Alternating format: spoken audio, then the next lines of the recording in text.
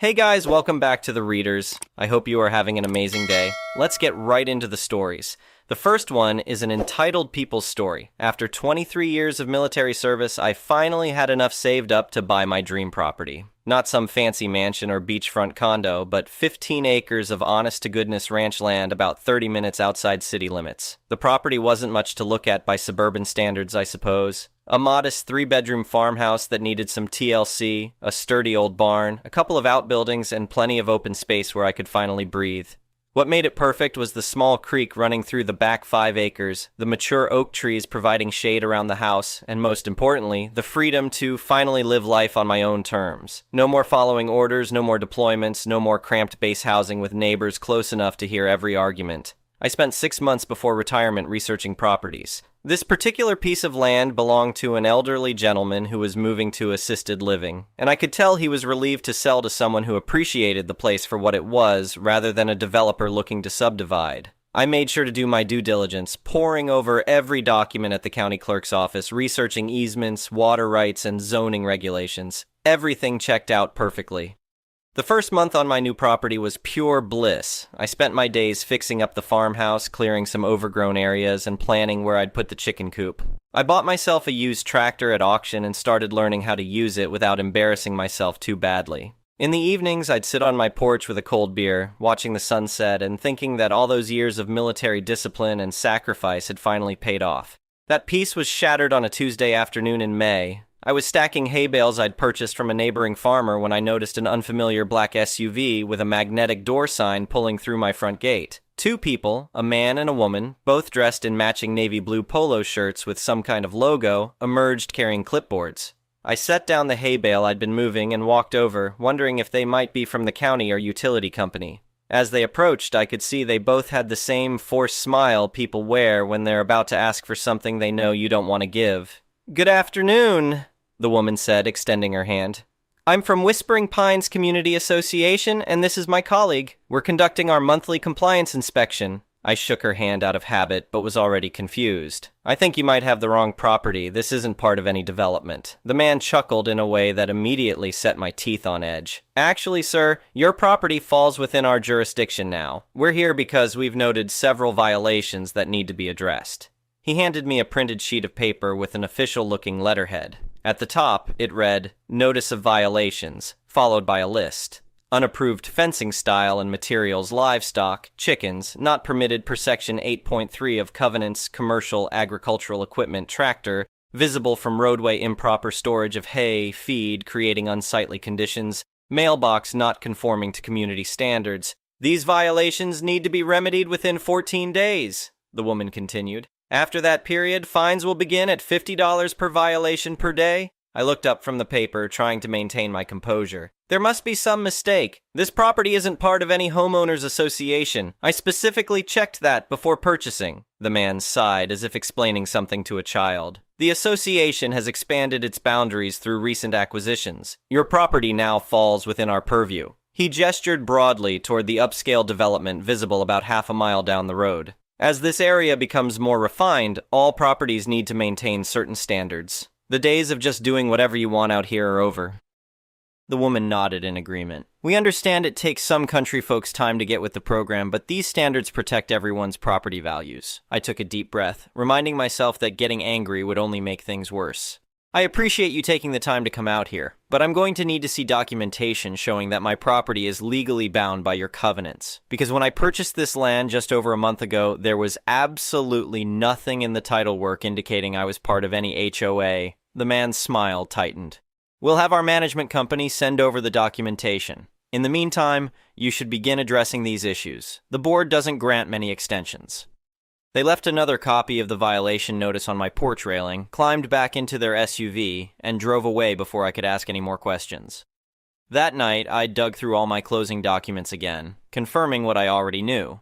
My property was not part of any homeowners association. I'd specifically avoided HOA properties after hearing horror stories from military buddies who'd bought in planned communities. The next morning, I called the county clerk's office and scheduled an appointment to review the property records again. The clerk, a helpful older woman who remembered me from my previous visits, pulled everything they had on my parcel. No, nothing has changed, she confirmed after reviewing the records. Your property is outside city limits, zoned agricultural residential. There are no covenants or restrictions filed except for the standard utility easements along the road frontage. Whoever told you you're in an HOA is mistaken. Relief washed over me, but it was short-lived. Over the next 2 weeks, the harassment escalated. I spotted people in those same navy polos taking pictures of my property from the road. Twice more, I found violation notices tucked into my gate or mailbox, each with increasing fine amounts. My nearest neighbor, an elderly farmer who'd lived on his land for 40 years, stopped by one afternoon to warn me. "Those HOA folks been asking questions about you," he told me as we sat on my porch. "They've been pushing their weight around with several of us out here. Got old Mrs. Wilson 2 properties over to take down her clothesline and repaint her shed last year. She was too afraid of their legal threats to fight back." "Did they have any actual authority over her property?" I asked. He shook his head. "Not a bit. But they flashed enough official-looking paperwork that she got scared. She's a widow on a fixed income. Can't afford lawyers." That conversation was eye-opening. The next day, I received a certified letter threatening legal action if I didn't immediately comply with their demands. That was the final straw. I took a week of leave from my new job at the local Veterans Center and got to work. First, I visited a lawyer who specialized in real estate and property rights. She reviewed all my documentation and confirmed what I already knew. "This is a clear case of HOA overreach," she explained. "Unfortunately, it's becoming more common as developments expand into rural areas. They're counting on people being intimidated or not knowing their rights." With her guidance, I filed formal documentation with the county clerk explicitly stating my property's independent status and non-affiliation with any homeowners association. I also had her draft a letter demanding the HOA cease and desist all harassment and trespassing. Next, I installed clear no trespassing and private property signs at my gate and along my property line, with specific language stating HOA representatives not permitted entry without written permission. I also set up game cameras at strategic points to document any unauthorized visitors. Through some research and conversations with locals, I learned some interesting facts about the Whispering Pines HOA board. The president owned the landscaping company that had all the maintenance contracts for the subdivision. The compliance officer was a real estate agent who had sold many of the homes in the development and was currently listing several more. They had financial incentives to keep expanding their control. About a week after installing my cameras, I got the evidence I needed. The same 2 HOA representatives drove onto my property, walked right past my no trespassing signs, and were placing another violation notice on my door when I confronted them, phone in hand to record the interaction. "Excuse me," I said calmly. "You're trespassing on private property." The woman looked startled. "We're just delivering a notice of—" I cut her off. "You've passed multiple clearly posted no trespassing signs to enter my property without permission. That's criminal trespassing under state law. I've documented your previous entries as well." I held up my phone, showing them footage from my security cameras of their previous visits. "This property is not part of your HOA. I have documentation from the county confirming this fact. Your continued harassment and trespassing will result in legal action against both your association and you personally." The man's face reddened. "We're just doing our job. The board has determined—" "The board has no authority here," I interrupted again. "I'm asking you to leave my property now. Any further communication needs to go through my attorney." I handed them each a business card for my lawyer. They left quickly after that, but I knew this wasn't over. I took the footage to my lawyer, who immediately added it to the cease and desist documentation. She filed trespassing complaints with the county sheriff's office and prepared a more extensive legal action outlining harassment, attempted property devaluation, and abuse of authority. While waiting for the legal process to work, I visited several of my neighbors whom the HOA had been intimidating. Many were elderly or working families who couldn't afford legal battles. I shared copies of my research and lawyers' findings, showing them they weren't legally bound by the HOA demands. One neighbor, a retired teacher, revealed she'd been paying $200 monthly HOA dues for almost a year, despite not being in the association. Another had spent thousands replacing a perfectly good fence because of HOA threats. Together, we formed an informal alliance of affected property owners. The breaking point came when my lawyer discovered the HOA had never properly filed the expanded boundaries they claimed to have. In fact, they'd been representing themselves as having legal authority they simply didn't possess. 3 weeks after my confrontation with the HOA representatives, my lawyer delivered a comprehensive legal package to each board member personally. It contained County documentation proving my property's independence, evidence of multiple trespassing incidents, statements from neighbors documenting a pattern of intimidation, notification of intent to pursue damages, reference to 3 similar cases in neighboring counties where HOA had been successfully sued for overreach. The package also included an invitation to attend a community meeting for affected property owners, along with an offer to resolve the matter without court proceedings if the HOA immediately ceased all activity targeting non-member properties. The evening of our community meeting, we were surprised when 3 members of the HOA board showed up. Not the president or compliance officer, but other members who seemed genuinely shocked by what they were hearing. Most of us had no idea this was happening, one of them admitted. We were told these properties had been properly incorporated into our jurisdiction. The truth came out over the next week. The board president and compliance officer had been systematically targeting properties outside their boundaries, collecting fines and forcing compliance to make the entire area conform to their standards. In some cases, they'd even collected dues from people who weren't members.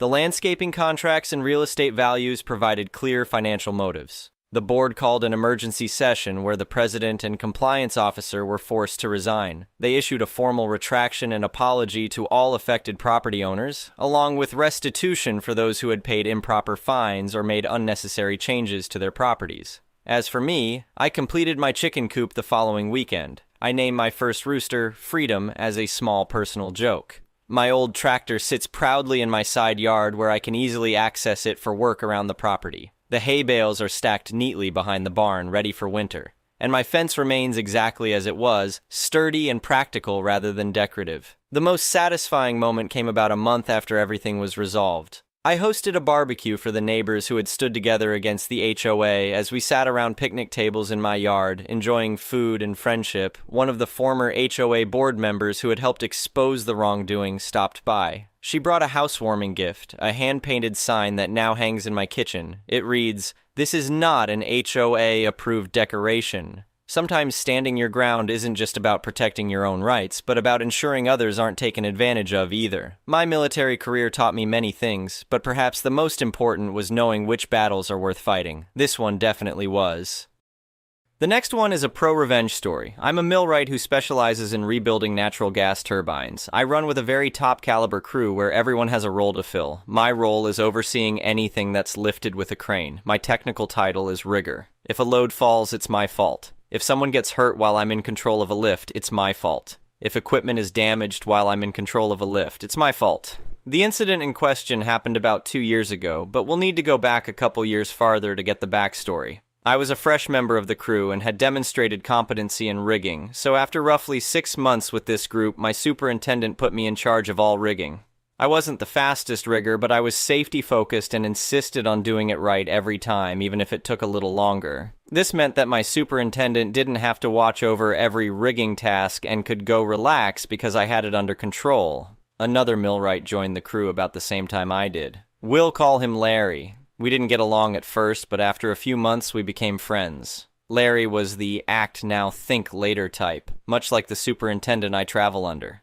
Larry was prone to making mistakes because of that attitude, but he was very fast and worked like a mule at all times, and I respected that. He wasn't especially skilled in any one area, so he had no special position. That meant sometimes he'd get put on less glamorous work, and I soon learned he was very jealous of my position as the rigger. At times, he would make comments like, "I'm gonna take your job."